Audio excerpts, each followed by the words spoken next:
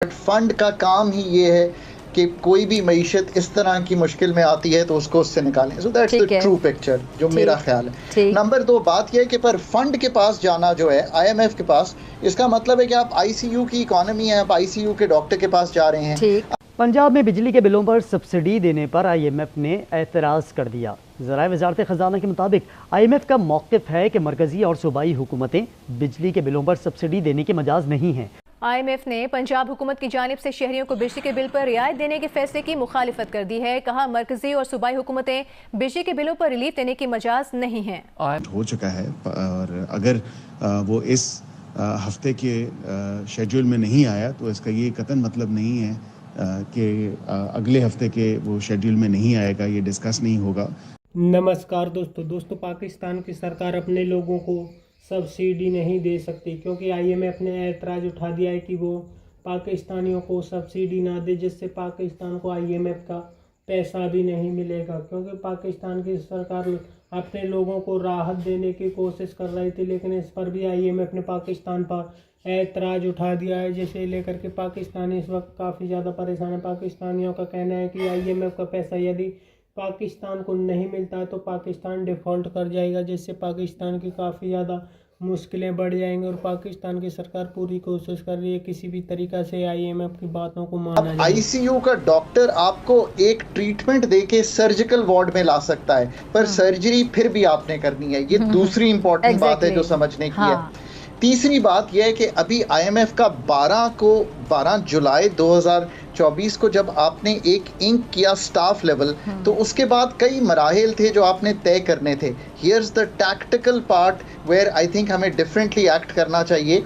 जब तक board approval हो ना जाती हम कोई नया काम शुरू ना करते जो उस फ्रेमवर्क को डिस्टर्ब कर देता जो IMF के साथ एग्री हुआ है। I hope I am making my self clear कि ये टैक्टिकल सिचुएशन। अच्छा सॉरी, मैं डॉक्टर साहब आपको इंटरप्ट कर रही हूँ। एक सवाल मेरे जहन में आया कि आपने सर्जरी की बात की कि वो तो हमने ही करनी है, लेकिन वो सर्जरी कैसे की जाए?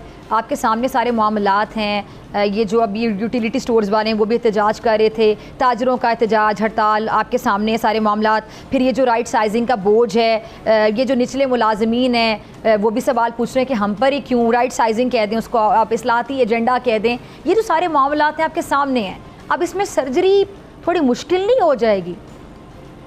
So here's the thing, right? अगर आपने यूटिलिटी स्टोर्स बंद करने थे और मैं हक में हूँ बंद करने के, 11-12 हज़ार एम्प्लॉई हैं इसके, 6,000 स्टोर्स हैं। ये उस वक्त बने थे जब हमारे रिटेल आउटलेट्स ऐसे नहीं होते थे जैसे प्राइवेट सेक्टर है।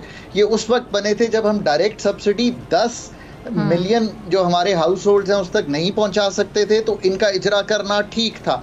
आज इनकी ज़रूरत नहीं है और ये एक बोझ है सरकार पे और कमर्शियल ऑर्गेनाइज पर इनको बंद करना है। उसका एक पर्चा लिखते, उसमें बता दें कि इतने एम्प्लॉइज हैं, इनके साथ ये ट्रीटमेंट होगा, कौन कौन से स्टोर्स बंद होने हैं, कौन कौन से स्टोर्स प्राइवेट सेक्टर में जाने हैं, कौन कौन से stores PPP private public partnership से चलने हैं, कौन से ऐसे स्टोर्स हैं जिनके मुलाजमीन को कहीं और एडजस्टमेंट मिलेगी और किसको हैंडशेक मिलेगा। आपने ये पर्चा दिया। So on part of the government intent ठीक है, ये हर गवर्नमेंट का इंटेंट है कि हुकूमत के साइज को कम करें, बट इंटेंट का जो डिज़ाइन फ्रेमवर्क है ना डॉक्टर साहिबा, वो आपकी इम्प्लीमेंटेशन को तोड़ देता है। अब आप भी कहेंगे कि ये बात तो बड़ी आसान सी है कि ये पर्चा अगर सबको मिल जाता, 12,000 11,000 जो भी इस वक्त मुलाजमीन है, कि भाई ये ट्रीटमेंट होगा, बहन ये ट्रीटमेंट होगा आपके साथ। अब आप बताइए आप किस कैटेगरी में फॉल करना चाहते हैं? जो 40 साल के होंगे हैंडशेक लेके किसी और नए अल्फता में चले जाएंगे, इतने स्टोर्स खुल गए हैं क्योंकि उनका रिटेल का एक्सपीरियंस है, क्योंकि रिटेल तो is doing very well in Pakistan. मतलब रिटेल की एक्सपेंशन तो आपको इर्द गिर्द अपने नज़र आती है ना। अच्छा, अब जो लेटर एज के होंगे वो कहेंगे नहीं हम अपनी जॉब कंप्लीट करना चाहते हैं, वो कहीं और एडजस्ट हो जाएंगे। ये है तरीका इसको इम्प्लीमेंट करने का। बात यह है कि रिफॉर्म का फ्रेमवर्क जब तक इस तरह अच्छा नहीं होगा, अब आपने ताजरों के साथ गुफ्तगू देखिए, ताजरों पे टैक्स लगाना ना ऐसा ही है कि ये कहना कि एक मेरा भाई जो है वो घर में कंट्रीब्यूट नहीं करता और एक मेरी जो बहन है वो उस पर पूरा बोझ मैंने घर का डाला हुआ है। ऐसा हो नहीं सकता। वो 20% है मेरी इकॉनमी का, और ये कहूँ कि मैं उनसे 50 अरब मांगने जा रहा हूँ। डॉक्टर साहबा, मैं उनसे ये नहीं कह रहा कि 450 अरब जो इनकम टैक्स दे रहे हैं उतना दे दें, सिर्फ 50 अरब दे दें।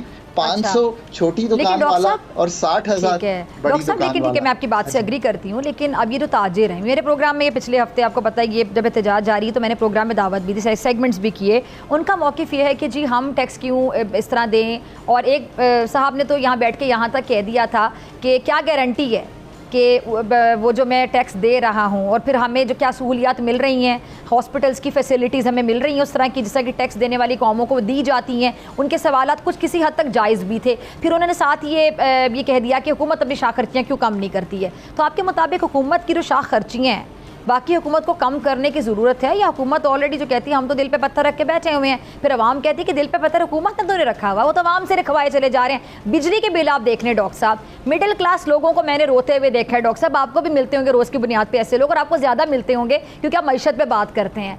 बिजली का बिल अगर एक बंदा एक AC चला रहा है तो उसका बिल कितना आ रहा है ये आपको भी पता है। लोग बेचारे क्या करें, मतलब बच्चों को AC में भी सुलाना है। ये मैं मिडिल क्लास तबके की बात कर रही हूँ, जिनकी जो रोज़गार है 6 डिजिट सैलरी लेने वाले तबके की मैं बात कर रही हूँ। सो डॉक्टर फिजा, एक तो बात यह है कि बजट का अप्रोच पेपर एक्सपेंडिचर साइड से लिखा जाना चाहिए था, ये बात दुरुस्त है बिल्कुल।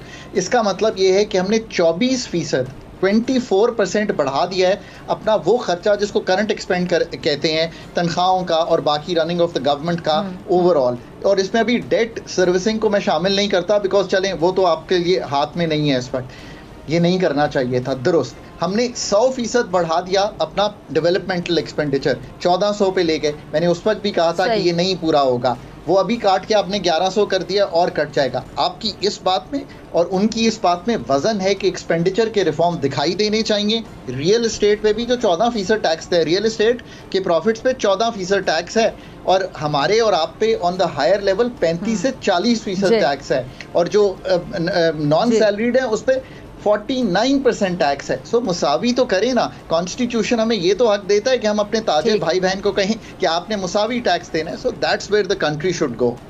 वाशिंगटन में जहाँ पे बात की जा रही है कि शायद कुछ सूबाई हुकूमतों को बिजली सब्सिडी देने पे कोई ममानियत है या कोई मना किया गया है, तो ऐसी कतन कोई बात नहीं है। वफाक में हमने 50 अरब रुपए की सब्सिडी जो दी है वो वज़ीर आज़म पाकिस्तान ने डेवलपमेंट फंड से लेके दी हैं, और ऑब्वियसली IMF उस पर ऑन बोर्ड है, और ऑन बोर्ड होने की वजह से ही वो सब्सिडी दी गई है। और उसके जो रिफ्लेक्शन है तमाम तर बिजली के बिलों में जो रिलीफ फराहम किया गया पाकिस्तानी आवाम को, पाकिस्तानी कौम को, वो आपके सामने है। तो एक ऐसी सिचुएशन और एक ऐसी जो बात करके वो एक नायकीनी वाली एक सूरत हाल पैदा कर रहे हैं और एक ऐसे कियास की तरफ वो लेके जाना चाह रहे हैं। अच्छा। आपको तो पता है कि इनकी अपनी पार्टी के लोग IMF को ख़त लिखते हैं, पाकिस्तान हुकूमत को, आप बिल्कुल भी पैसे मत दीजिए, फिर ख़ुद IMF के एग्रीमेंट्स वायलेट करते हैं, और वायलेट्स करने के बाद, वायलेशन के बाद ये जो है उससे मुंह छुपाए फिरते हैं। तो कतई ऐसा नहीं है। मेंशन किया कि 50 अरब की सब्सिडी विफाक ने दी है ताकि पंजाब में रिलीफ दिया जा सके, जो कि मैं नतीजा अखज़ कर सकूँ। चले आगे बढ़ते हैं। सवाल मेरा ही, मुज़म्मिल असलम साहब बहुत सारे इश्यूज़ पर बात कर रहे थे, और वो ये भी कह रहे थे कि जी मुआशी इस्तेहकाम के लिए हम तो ये सुनते आए कि जी बजट के बाद मिनी बजट, लेकिन वो कह रहे हैं अब माइक्रो बजट आना है। सो वो ख़तरे की घंटी बजा रहे हैं और कह रहे हैं कि इस वक्त कैपिटल इस्लामाबाद नहीं लाहौर है और फैसले वहाँ से हो रहे हैं। सो और आप भी अभी खुद ही कह रहे हैं कि ये जो सब्सिडी विफाक से मिली है। जहाँ तक बात की जा रही है कि फ़ैसले शायद इस्लामाबाद के बजाय लाहौर से हो रहे हैं, मैं समझता हूँ कि इसमें भी कोई सदाकत नहीं। पूरे पाकिस्तान को ऑन बोर्ड लेके, जिसमें ऑब्वियसली कराची भी है, जिसमें पेशावर भी है, जिसमें लाहौर भी है, जिसमें क्वेटा भी है, जिसमें इस्लामाबाद भी है, तो ये तमाम तर जगहों को ऑन बोर्ड लेके, तमाम तर सूबों को ऑन बोर्ड लेके फ़ैसले किए जा रहे हैं फेडरल हुकूमत की तरफ से।